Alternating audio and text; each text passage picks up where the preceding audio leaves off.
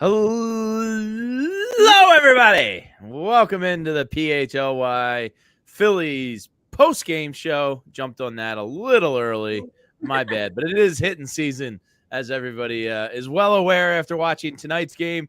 We got Renee Washington, myself, Jamie Lynch, and we got Andrew Frazier, our producer, here with us.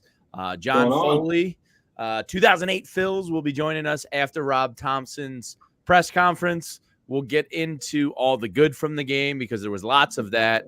But the thing we'll be waiting with bated breath for, Renee, is hopefully an update from Rob Thompson on Zach Wheeler that says nothing serious. The game was out of hand. No reason to push anything, especially with an all-star break coming up. We just felt it was best to pull him out of the game and give him some rest. Hopefully that's something along the lines of what we hear. Otherwise, I'm sure panic will hit the streets of the Delaware Valley.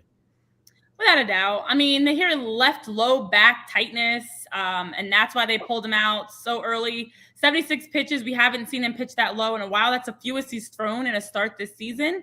But as we know, when you look at the context of the game, you don't need Zach to overextend himself. No. I do think, to be honest, regardless, I'm trying to play spin cycle, and it's too early for this, but you just get Bryce and Kyle back, and then you have Zach leave with like back soreness. That's concerning. Positive, you just get them back, but negative, you're now looking at your ace possibly dealing with some back injuries. So I hope this is just more proactive and not reactive, and that it's nothing too serious here. But this is a great game, and that's the only sour note of the day so far. Yeah, absolutely. Andrew and I were talking before you joined the show here, and hopefully it's just that. Hopefully it's hey, we were up 9-1 here, no reason to do anything. Andrew pointed out he kind of winced. He didn't like wince or anything. It was just kind of like you saw him like, ooh, I felt something. So hopefully, if it's up to me, if I'm the manager of the Phillies, it's easy. Zach Wheeler, you're not pitching on Sunday. Enjoy the All-Star break, and hopefully after the break, you're fine. Yeah, no back grab, no grimace, nothing like that. I think it was just a preemptive thing. You're up so much on these guys, get some rest. Yeah. So John Foley will be joining us from the ballpark right after Rob Thompson's press conference after the game. But I saw a Matt Gelb tweet, which I very much agree with right now, which is if there was ever a case for the mercy rule in baseball, this game is it. having to watch position players pitch is a pretty dumb exercise. There should just be kind of a, hey, we're waving the white flag here. Yeah, I was just talking about it with my dad as we were watching the game. I'm like, this is ridiculous. Like, what is the point? The game is over, and we're just sitting here watching these lollipop pitches get thrown. It's just like, and then you know what? In other sports, you think about basketball, soccer, they put the reserves out there, but that's still something. Like those guys are still, or women, they're still out there playing for their opportunity. It's different when you have a positional player pitching. This is not exciting. This is not them trying to show what they can do. Like blowout games are chances for bench players to get minutes and get a basket, get a goal. Not in baseball. A blowout is just like, this is painful. I do feel like this looks like it needs to be a mercy roll. We need something. Yeah, this is pointless. I agree. And Johan Rojas took one, I guess 2 injuries of note tonight. Johan Rojas took a 98-mile-an-hour fastball off the wrist there. It looked really rough. By the way, it's quite hilarious how sweaty Will Smith and Bobby Miller were tonight. Their jerseys changed colors. It's so swampy in Philadelphia. Well, they're not used to this the East Coast heat. But it's not that hot out right now. Like, it kind of cooled off compared to what it was earlier. I mean, it did cool off a little bit, but it was like 101 earlier, and it's cooled off. I heard 6 straight on the news earlier, 6 straight days now of 90+, and there's no break until Friday. We actually do have an excessive heat warning, not to make this into a weather show, but we are literally in the midst of an excessive heat warning. So that's a lot, especially compared to West Coast heat and East Coast heat. Yeah. Different, so cool, but they're just I'm gonna say they're sweating less because of the heat and more because they can't handle the heat the Phillies were delivering. Right. I in all honesty don't know if I'm gonna last the Friday if it's gonna stay like this. It's disgusting. The girl last time at my parents' house because I was in the pool. Yeah, we went to the pool today, and that's the only time you can be outside is like by a body of water. It's disgusting. You need to be like under the water. You can any body part out of the water is cooking. I get so grumpy when I sweat. Like if I was playing and I was Bobby Miller or Will Smith and like I sweat through my jersey like that, I would be so miserable. And like professional athletes with a finer way of thinking and not dealing with nuisances. But my ADD would be in overdrive with that sopping wet jersey on. I would be disgusted. I used to hate playing in the rain because it's sticking to you and it's like and you're constantly like trying to pull it off you. It's like it's just a gross feeling. On top of that, like it's just adding insult to injury. But they are drenched. They are really they seem to be the only two that really sweat through the jerseys because they changed colors. I was gonna say their jersey's a whole different color compared to everybody else's. It's quite wild. I've also just want to continue. Play by Marsh. Here we are, game 1 of another series. Guys. Another good start. Phillies score first. Phillies jump out on the Dodgers. That 3-0. You jump out with 3-0 in 1 inning. 3 runs you put up. And I know we're gonna get into a lot of these details. It's the bottom of the batting order. It's all these great things we love to see. And it's a team it's the Dodgers, guys. Here we are. In July, I remember us looking at our calendar. This was one of those series that we circled. This stretch was one of those series that we circled. It's Cubs, Braves, Dodgers. We knew this was going to be difficult.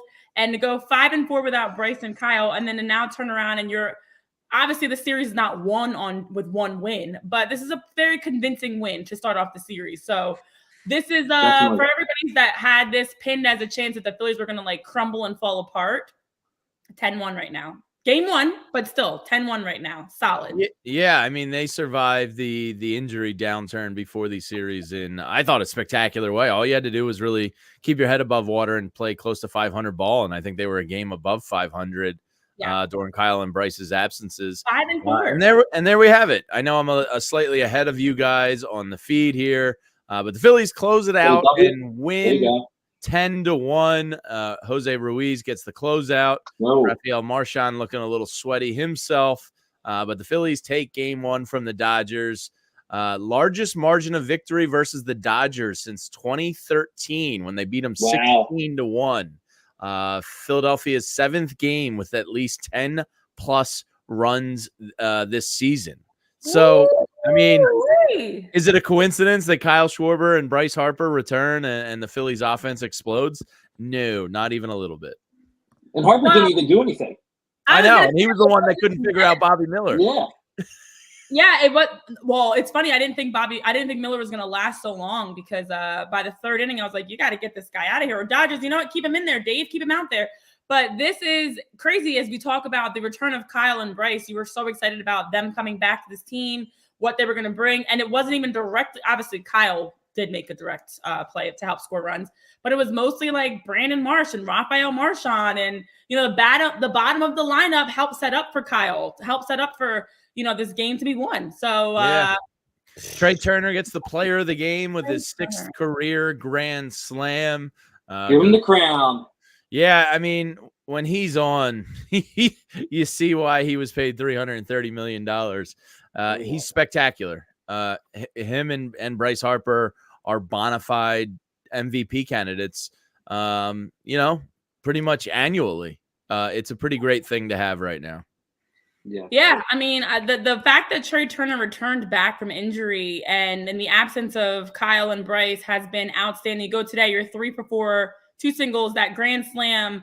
So you have a 4 RBI day. That's Trey's 5th home run in the last 7 games. And one of those is a grand slam. 2 of those, we had multi-home run games for Trey Turner. Talk about stepping up. You didn't just come back from injury. You came back and literally were like, okay, my turn to put the team on my back a little bit.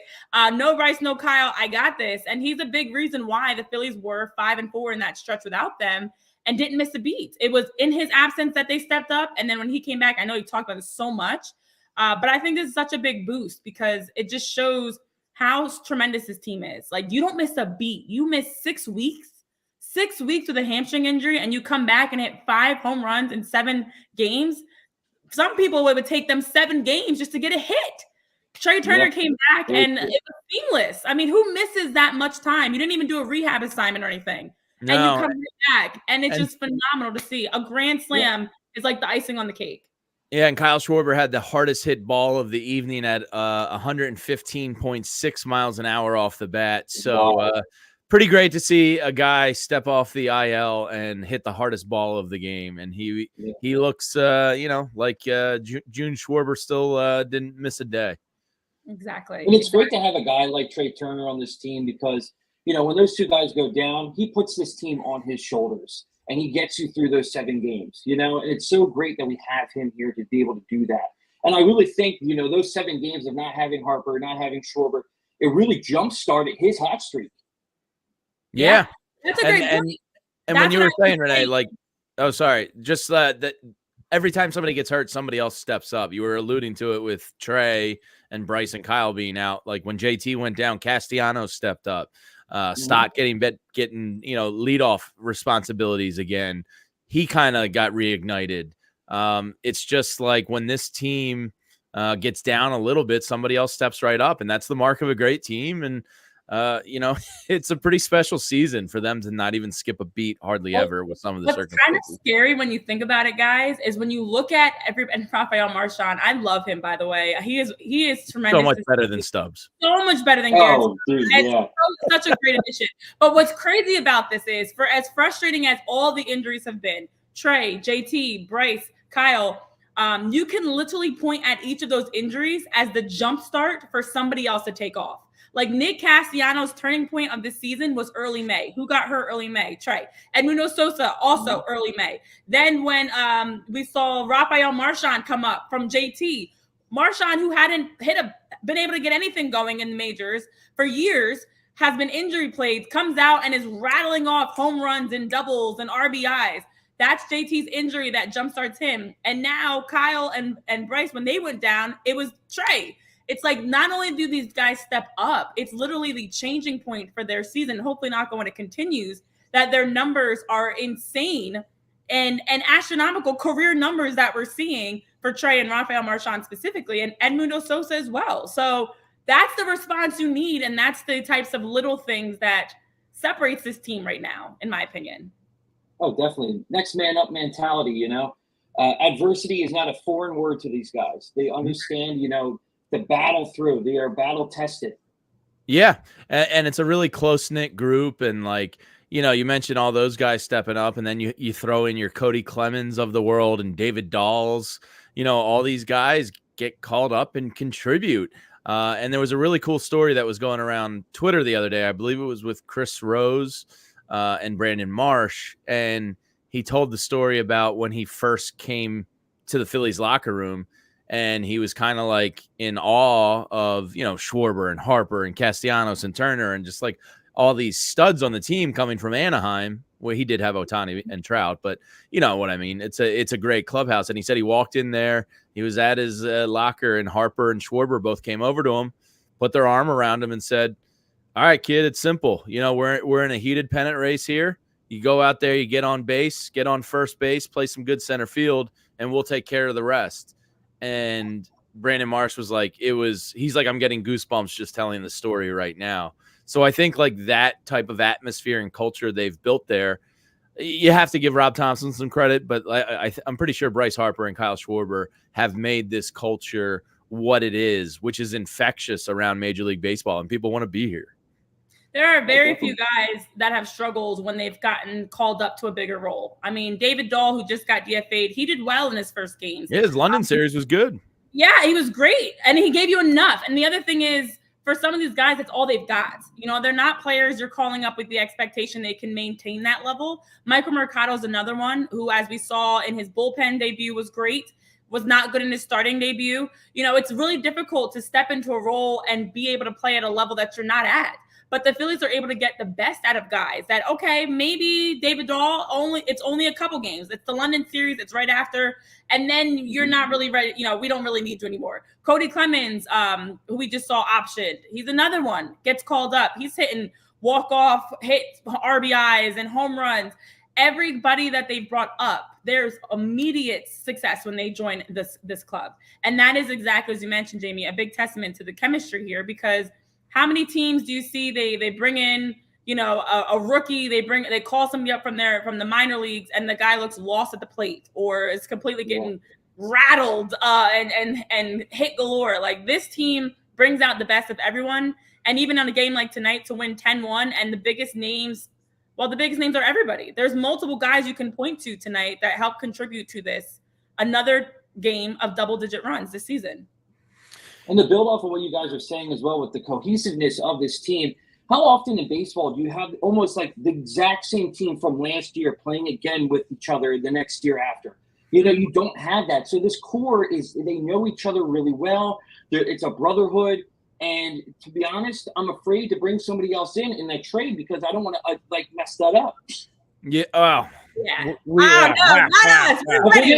Well. Because of the opposite. That was a big conversation in our Discord channel today.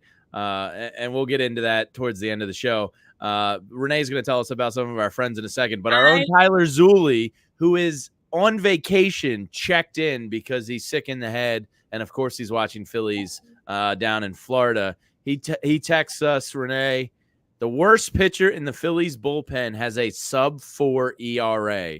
Honestly, it's quite amazing. It is. So it's Tyler with the sickness. Yeah, well, this is what we do, right? What we do, for sure.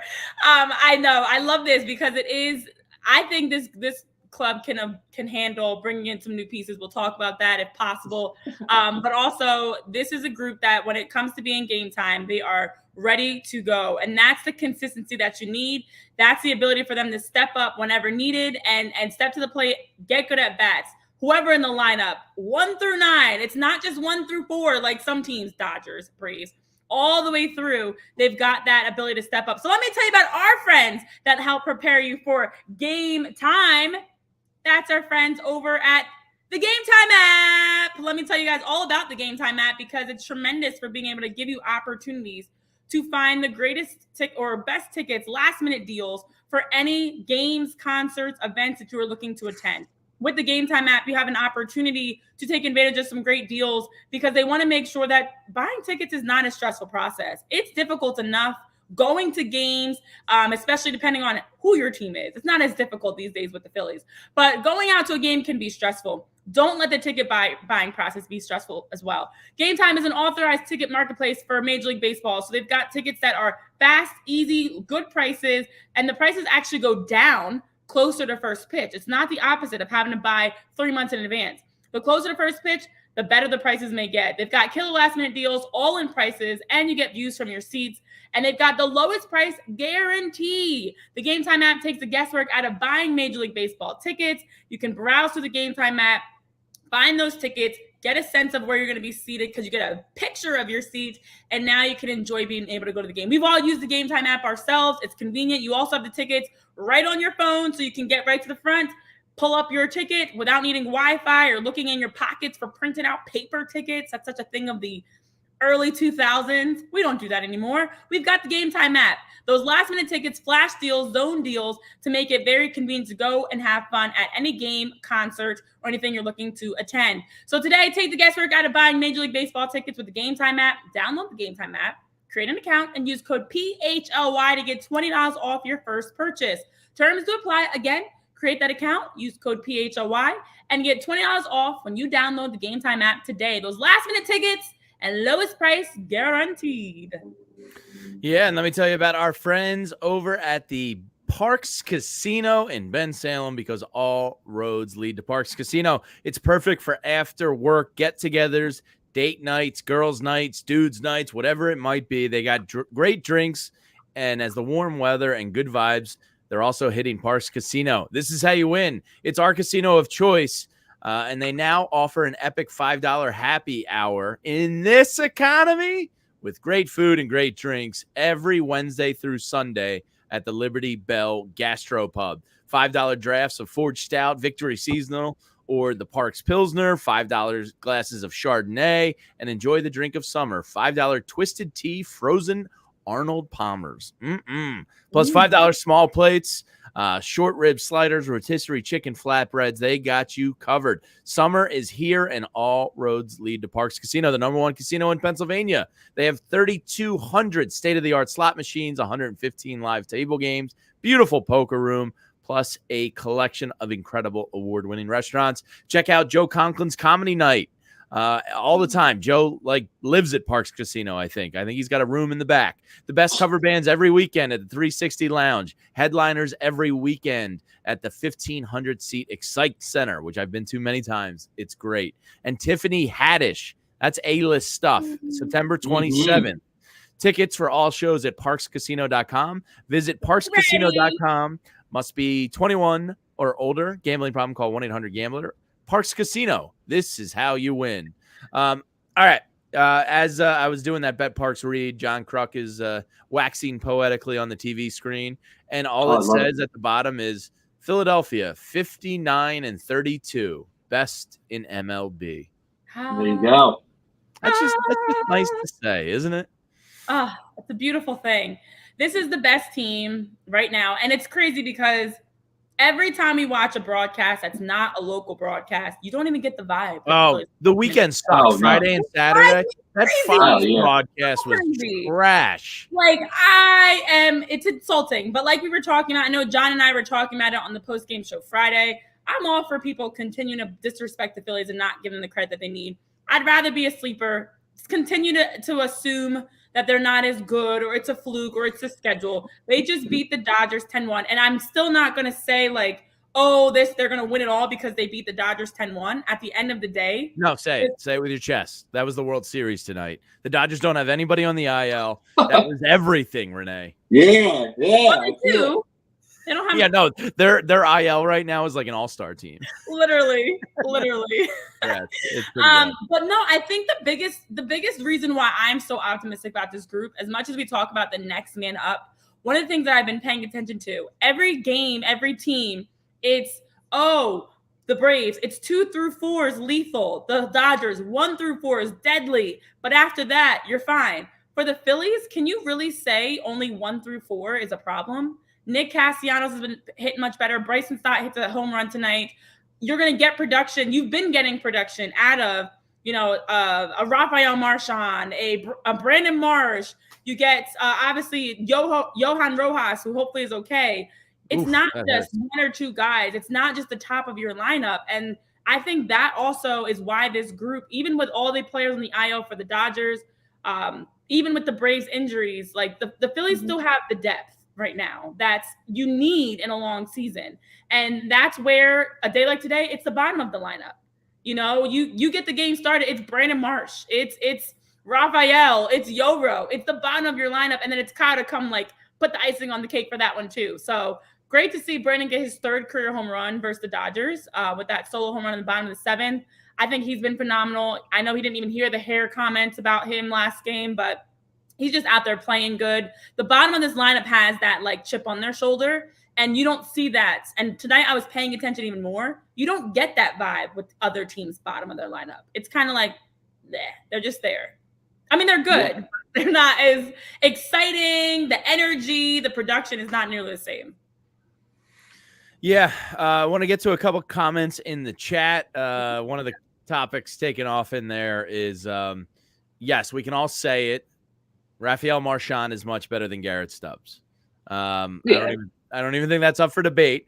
Now we have to brace ourselves because the reality of baseball is Garrett Stubbs is not going anywhere.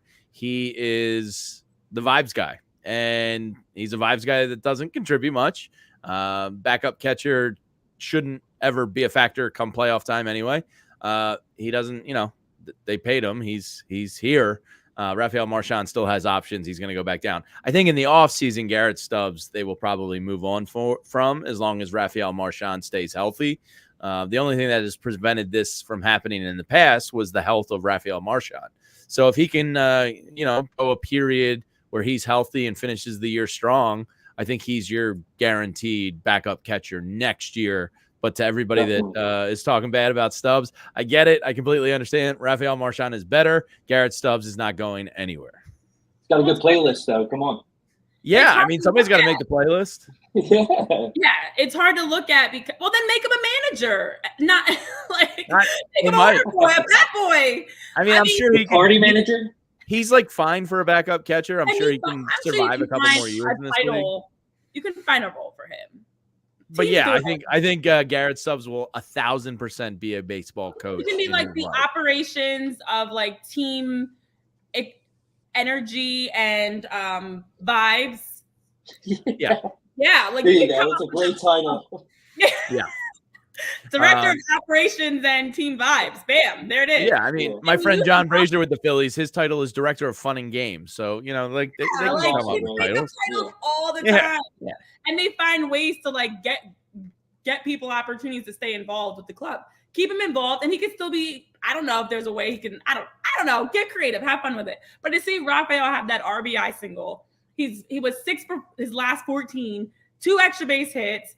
I mean, this guy, and he just fits right in. He just fits right in as a great backup catcher. It's so hard knowing the reality is, exactly as you mentioned, Jamie, Garrett Stubbs is not going anywhere, guys. And it's going to be Marchand that at some point is, they're going to have to make a tough decision. But right now, and JT will be back right after the All-Star break. So, I mean, Rafael Marchand days are numbered, much like probably Christian Pache's are numbered. I would imagine they're going to have to make a decision, especially if they trade for somebody, what to do with either Pache or Merrifield. I would imagine, just given the experience and the resume, that Merrifield's the one that survives, and Pache, maybe they can toss in a trade as like major league ready player that can finish out the year for you if a team needs a body. But there's going to be a couple guys, that probably aren't here pretty soon. Yeah. The fact that Merrifield can play infield and outfield, I think, is the reason why he stays over.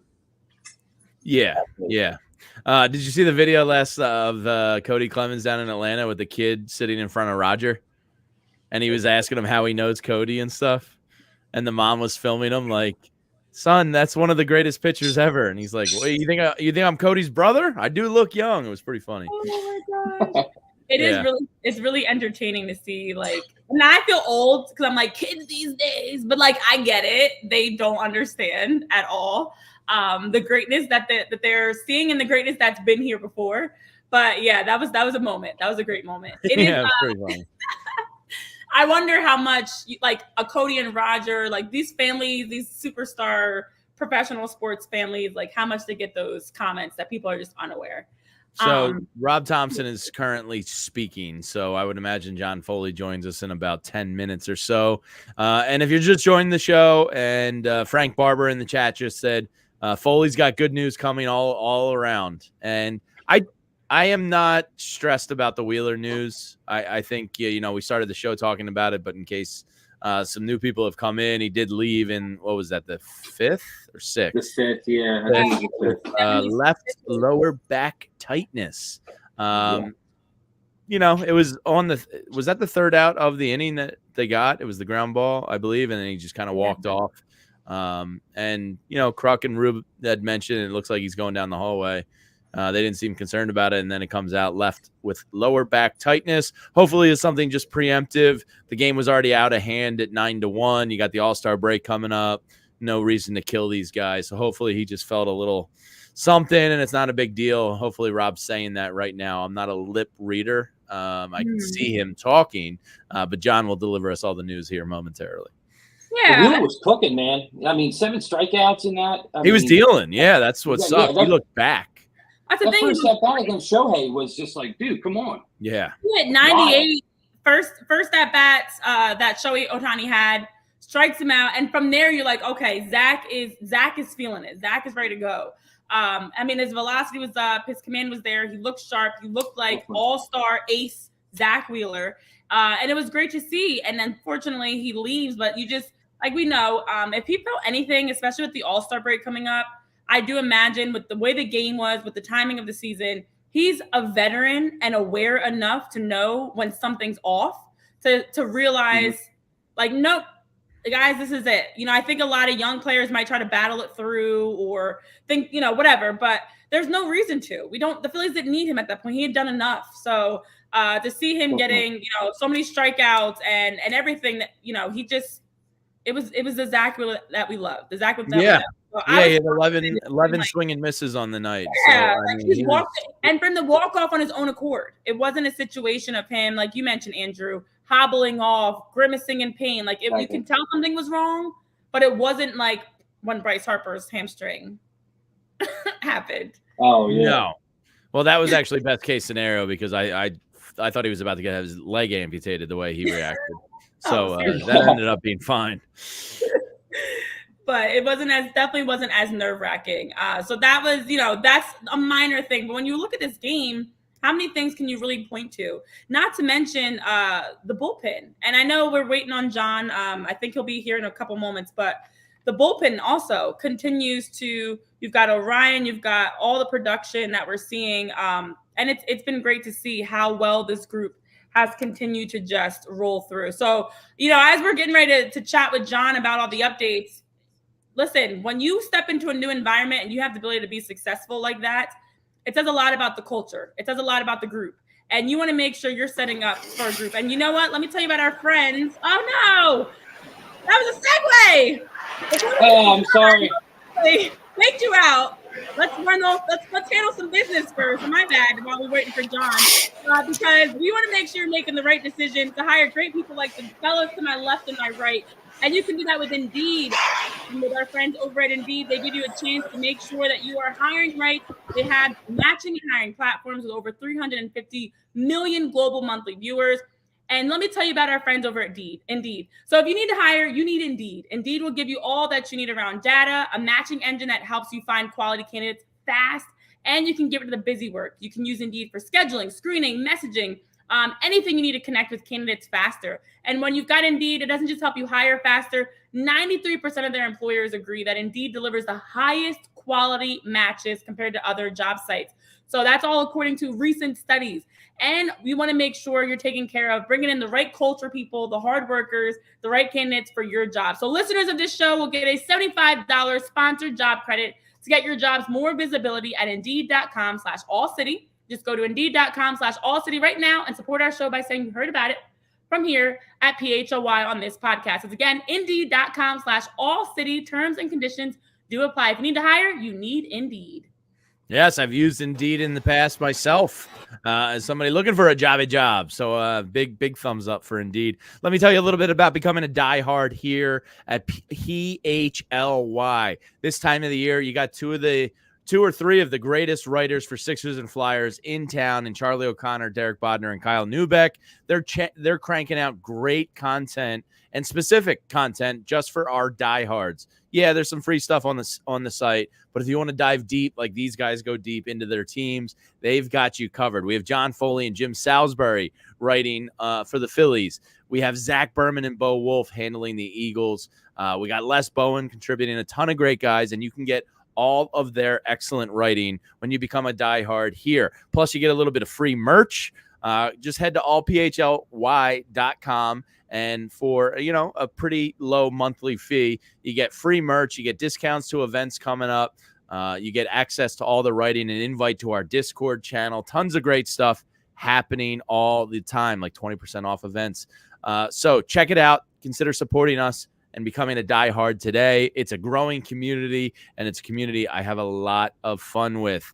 So head to allphly.com and join the best sports fans in the city here at ALLCITY. All right, let's not waste any more time because John Foley is fresh off the Rob Thompson press conference here. And John, what I was hoping to hear from Rob was that Zach felt a little something. The game was 9-1. All-Star break's coming up. No reason to push anything. He's fine. What did we hear? Oh, no. Wait. I don't know. He's still muted. Sorry. Jamie, that's pretty close to exactly what we heard. So big win. Good news on both the Zach Wheeler and Johan Rojas front. With Wheeler, they said they had that long offensive inning. Wheeler sat for a long time. By the time he came back out, his back had tightened up a little bit. Somebody asked, will he make his next start? Thompson answered, I assume so. He did throw in we'll know more tomorrow in there, but I think that was just force of habit. For the most part, it really seems like he's not particularly concerned about Wheeler. And that, as far as Rojas goes, that looked like it hurt. it looked like it hurt. It really looked like it hurt. But the good news is they're not even going to X-ray him. Oh, okay, great. He's fine. I was surprised they wouldn't even X-ray him as a precautionary thing, but he's a young guy. He's fine.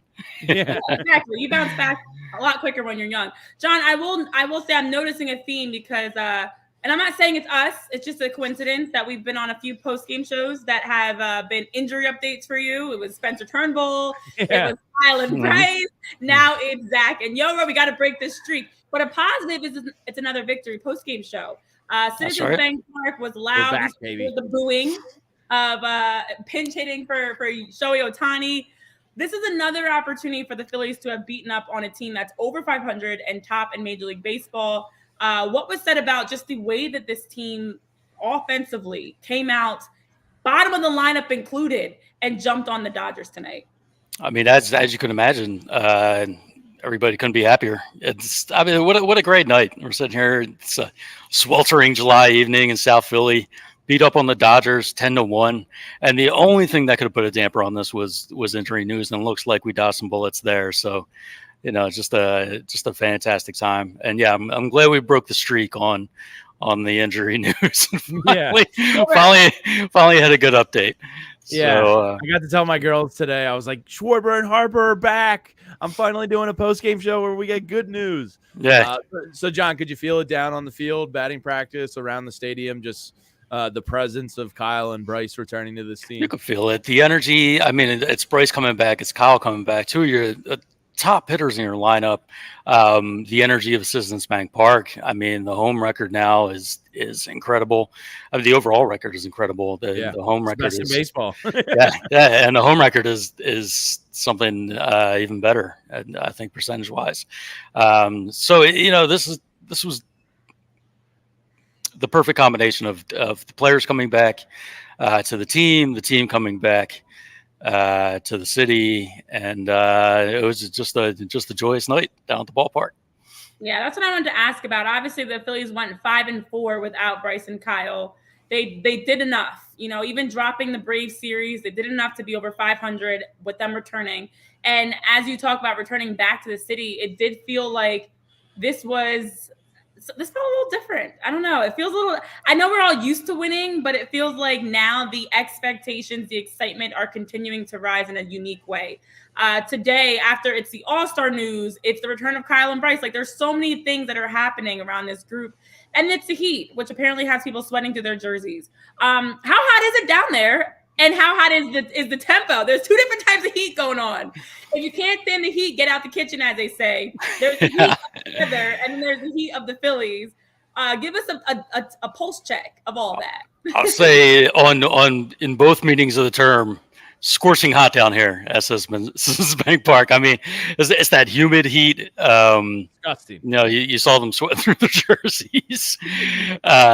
Just even out here with the ballpark emptied out, you can still feel it. But it's good. It's good heat. It feels like baseball, especially on a night when they win big. But you're right, Renee. There's just, you feel like sort of the excitement coming back. There's a little bit of a malaise. You've got a third of your lineup out. The goal was sort of to tread water. They did that. They did a little better than 500. I think they're a little better than 500 with Harper and Schwarber out, and even a little bit over 500 with JT out, which is incredible. And now you're rolling into the break, and it looks like they'll probably come out on the other side of this fully healthy for the second half of the season.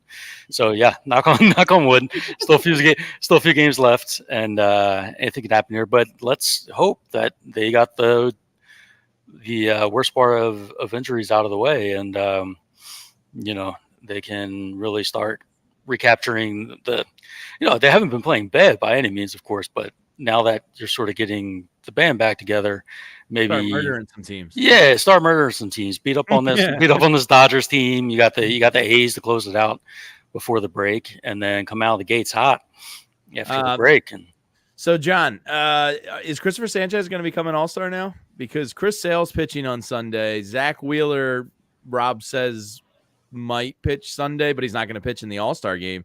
There's a pretty good chance Sanchez gets the call up now to go down to Texas. Yeah, you got to think Hunter Green took over the spot of Glasnow. So there's some wheels in motion with the All-Star game. Not that it's majorly important, but it'd be pretty cool for Christopher Sanchez. Be pretty cool for Sanchez. You would love that for him. You'd love that for the Phillies to get to 8. Yeah. That's from a franchise record of 5, and then all of a sudden the season comes up and you might get to 8 guys. You do got to think Sanchez is right there as a guy on the bubble. Felt like a snub. It was. There weren't a lot of complaints when Sanchez got snubbed, just because there were so many Phillies that did make the team, and even middle relievers, Strom and Hoffman. So it's kind of like, okay, but now with a couple of guys down, I mean, who better to take Wheeler's spot than his rotation mate? So hopefully it'll go that route. No, that's a great point. I mean, you have Sanchez, who's top in the NL with his ERA, Nola. There's guys that are right there on the cusp that you can feel like are snub, but this group is phenomenal when you look at it. I love the fact, though, that we're talking about this team that coming off of the excitement of the All-Star news and 4 pitchers. That's like the 8th time ever in MLB history that a team's had 4 pitchers in the All-Star break. And for them to continue to keep the bar high, like, I think this group, one of the things that I enjoy is you drop a game last game where you give up 4+ home runs for just the 3rd time in all season. They don't stay in that. They respond, as we've talked about so many times. You get exciting news. You don't stay in that either, though. You still respond, and you don't allow that to be like, oh, we've got all these all-stars. Let's just go out and lay an egg. This group continues to come out, and I know they were talking about on the broadcast, and you can see it. They really have that edge to them where they're out to prove something. And today it was the bottom of the lineup. I'd love to get your thoughts on, Rafael Marchand. We're talking about him versus Stubbs, Yoro, Brandon Marsh. There's Nick Castellanos, Bryson Stott, other guys outside of your tops that are your usual suspects that helped them win this game tonight. Yeah, it was so good to see Stott get the home run. You can see sort of the grumblings starting to pick up online and elsewhere, and when Stott going to pick it up. So it was great to see him join the party today. Marchand, can't say enough about the job he's done, and yeah, he's going to spark a lot of conversations about him versus Stubbs. But the main thing is just getting Real Muto back, and that's what's really gonna matter. He's gonna play most every day, and he's gonna be your guy in the postseason. So I'm not too stressed about which direction they go with that. I would think that they probably don't mess with Stubbs as the backup. I mean, it's Marchand's doing a great job, but he'll be the backup next year. Yeah. Do you want to mess with this team's chemistry right now on July 9th? So I don't think we're going to go that route. But, we can see. We'll see. So, John, we're going to be ships passing in the night on Thursday. You're going to be in with Renee. I'm going to be in with Zach doing the Eagles. So we're going to just miss each other. But I want to get on the record because the team following, shout out to Yodarlin in the chat, brings up a good point. When the Athletics come to town after the Dodgers, do they just say, hey, Brent Rooker, you're coming over to this locker room and here's a jersey? You're a Philly now? I'm going to throw the 4 names at you. Brent Rooker, and then the 3 that Jim Bowden mentioned hearing about tied to the Phillies.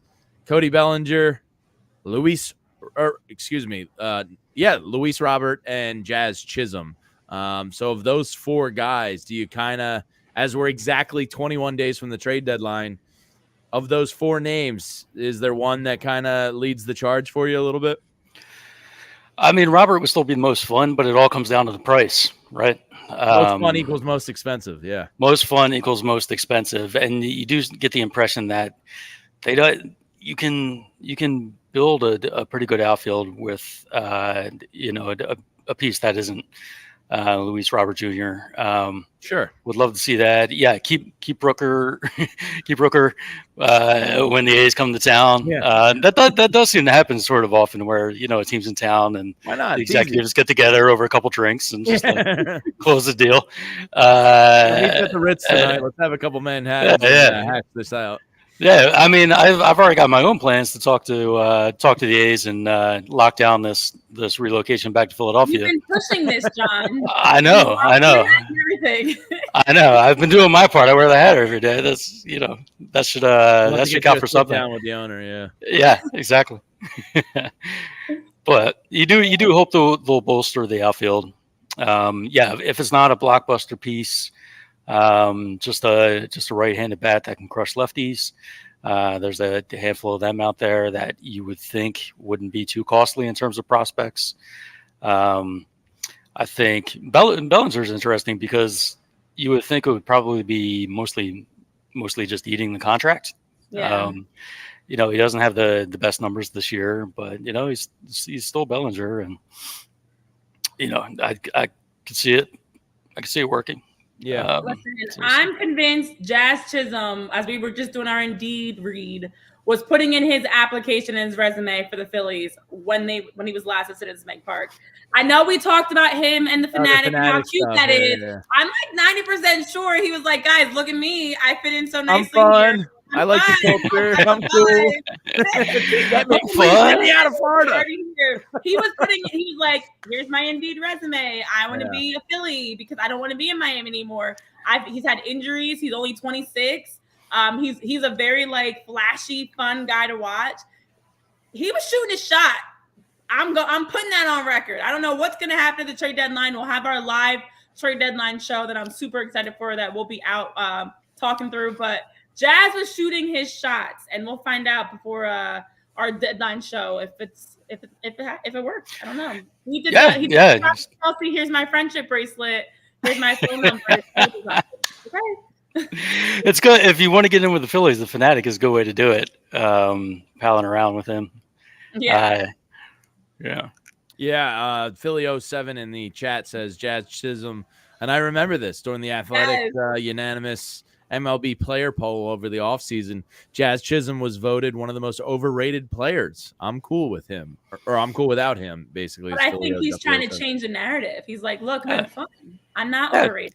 It's not overrated. It's just fun. And, these polls, I remember it wasn't too long ago. We heard Bryce Harper was overrated. So, good point. How much stock can you put in this stuff? Yeah. All right. So for the rest of the week, make sure you're checking out John's writing on allphly.com. You're going to be in studio Thursday for this long homestand before the All-Star break.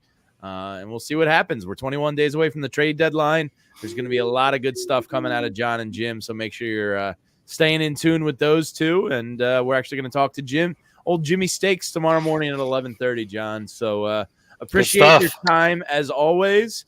Make sure you're following John on Twitter at 2008Phils with a Z and going to AllPHLY to check out their writing. Great stuff. Good news on Zach Wheeler, and we'll talk soon. Thank you both. All right. See you, John. Renee, that is great stuff on Zach Wheeler. What we hoped for is what we heard. And while John was on with us, Zach Wheeler has said he plans to make his next start on Sunday. That's good news. Not even going to miss a start.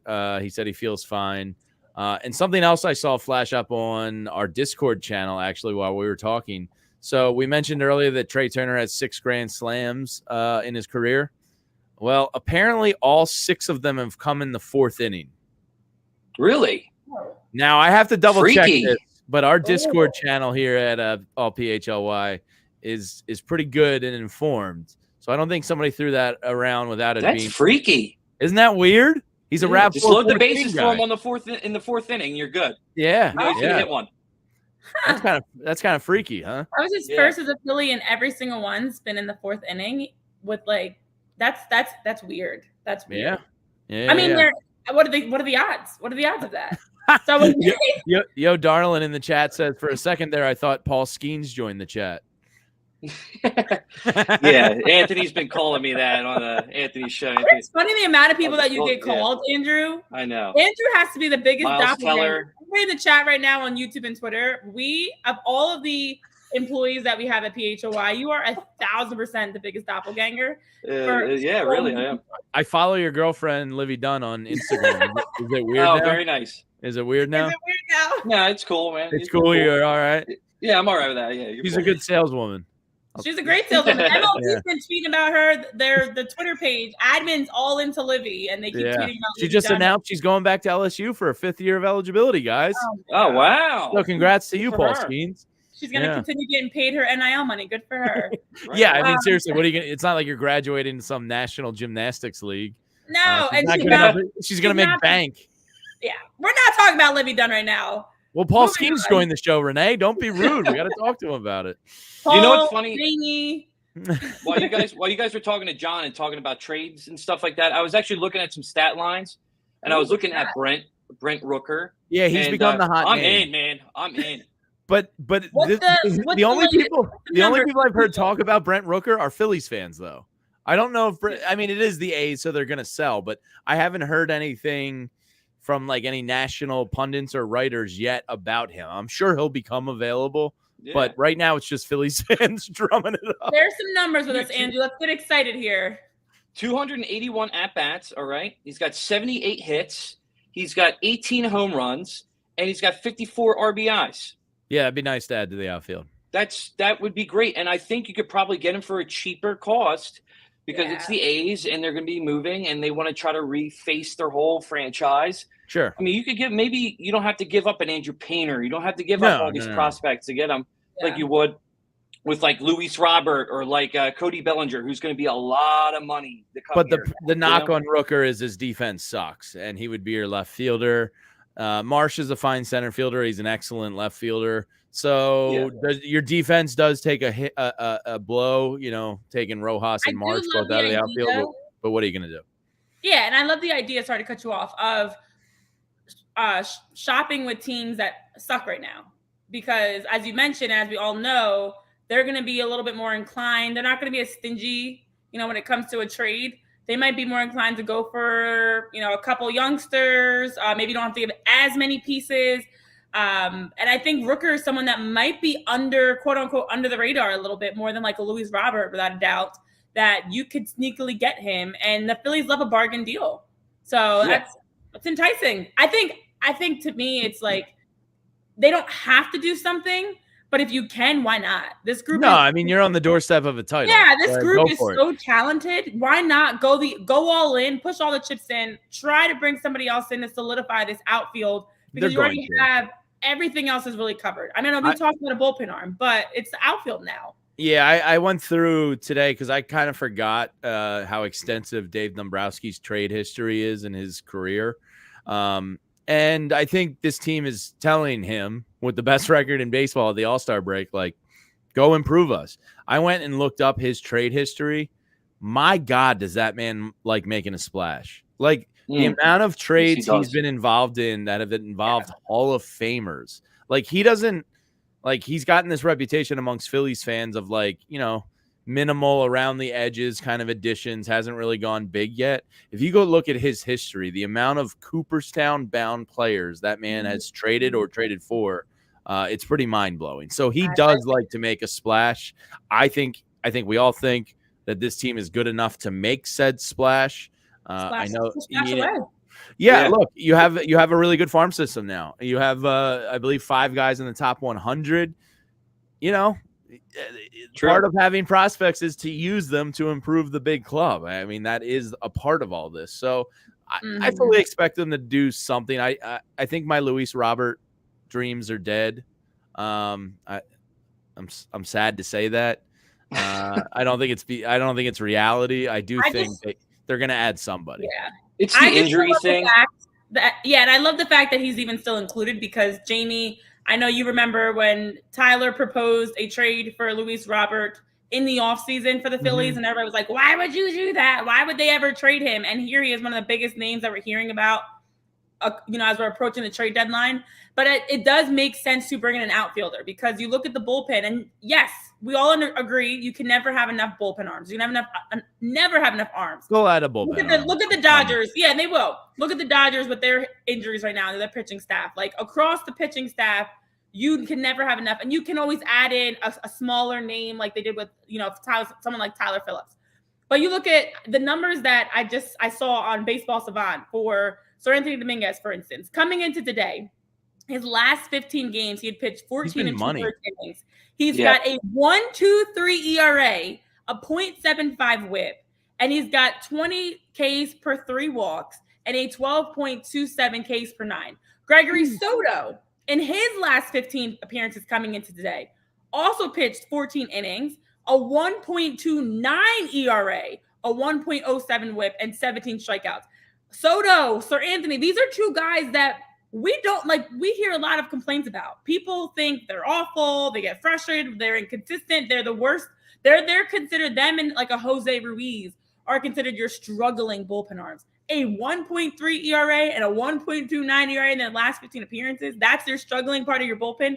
So if you have to push more money in towards one area, it's the outfield without a doubt. You can trade. I know Greg MC saying in the chat, if you could trade Justin Crawford and Kaba and a lower piece for Rooker and Mason Miller, yes, sign us up. It's a win now team. Go win now. Go make it happen. I don't even know if Rooker cost you a Crawford. I don't even know. No, definitely. I don't think that so. Expensive. Well, I mean, the problem is with the new landscape is so many teams think they have a chance. So, the buyers and sellers aren't clearly defined yet. In these next 21 days, we will find out. But the more contenders are after these types, because I heard John Morosi on MLB Network this morning. I really baseball nerded out today. He was talking this morning, and he said pretty much all the contenders are looking for center fielders. So that kind of stinks for the Phillies because everybody, then that's just going to raise the price of all of these. But to me, like from what Jim has told us, kind of, it sounds like maybe Justin Crawford is a guy they want to protect.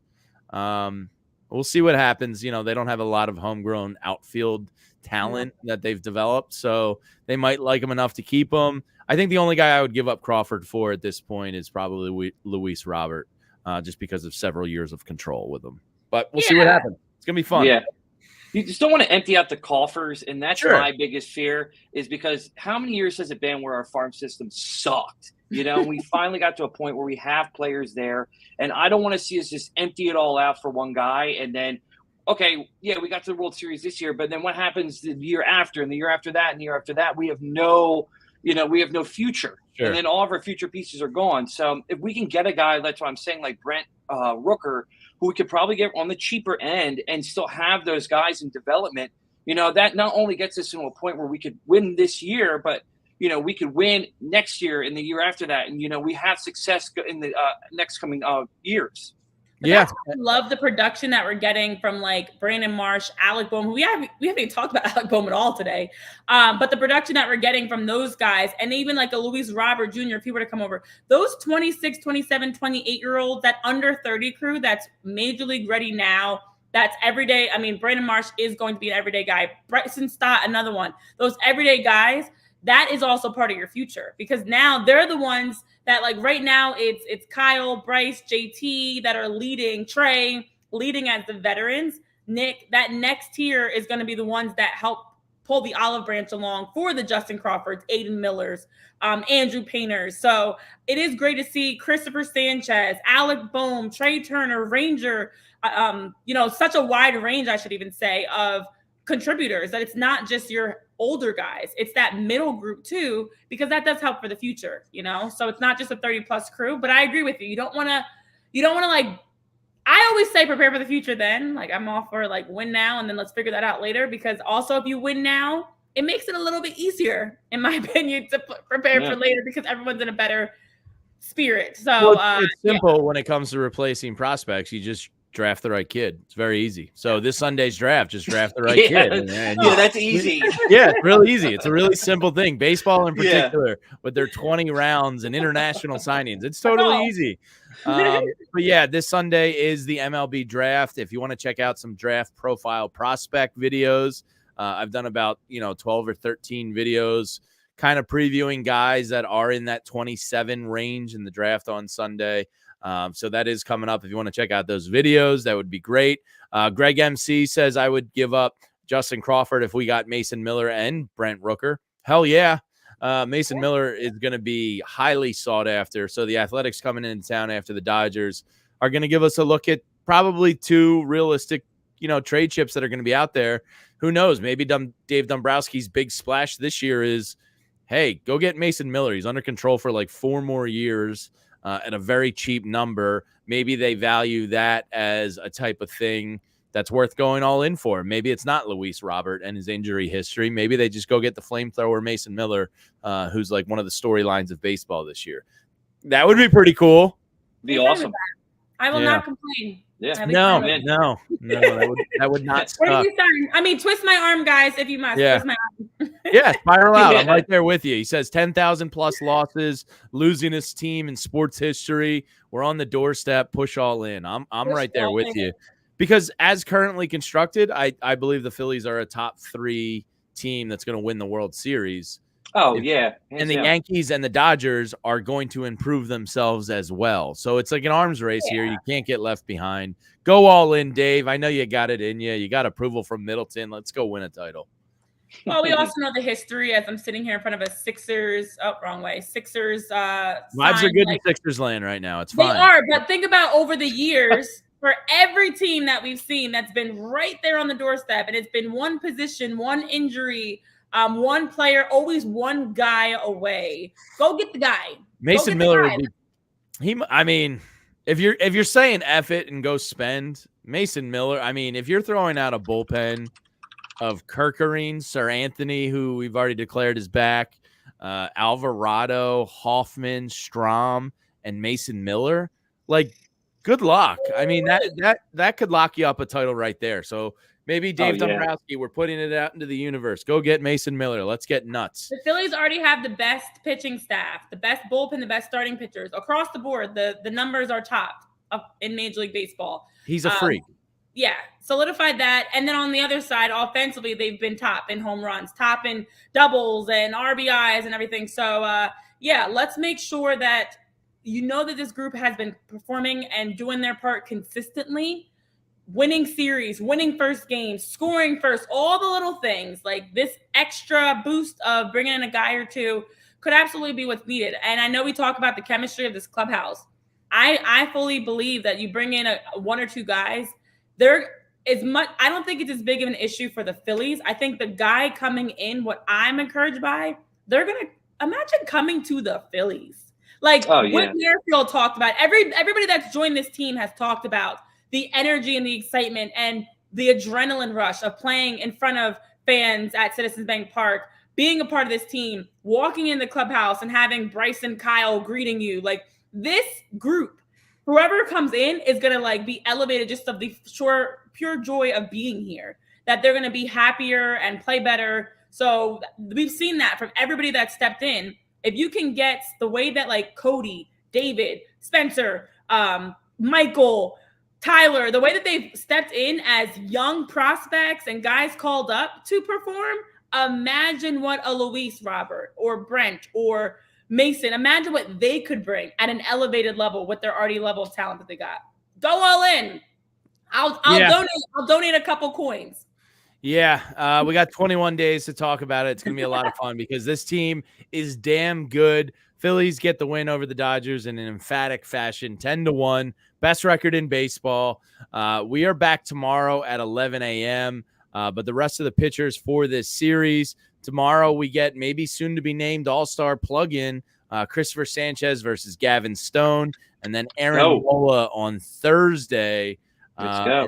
And then Tyler Phillips, if you missed it, was named the starter on Saturday versus the Athletics. If there was ever a great team to throw a kid like that against, it would be the Athletics, who are. Oh, you mean not the Braves as your? I like how the Braves fans got chesty after beating us this weekend. That's great. Oh, come on. Enjoy your out of here. Braves. Yeah. Enjoy your July series victory, you nerds. But that's going to do it for us tonight. We are back tomorrow at 11 a.m. We will talk to Jim Salisbury at 11:30. And then John and Renee are in on Thursday. And then we got a post-game show on Friday.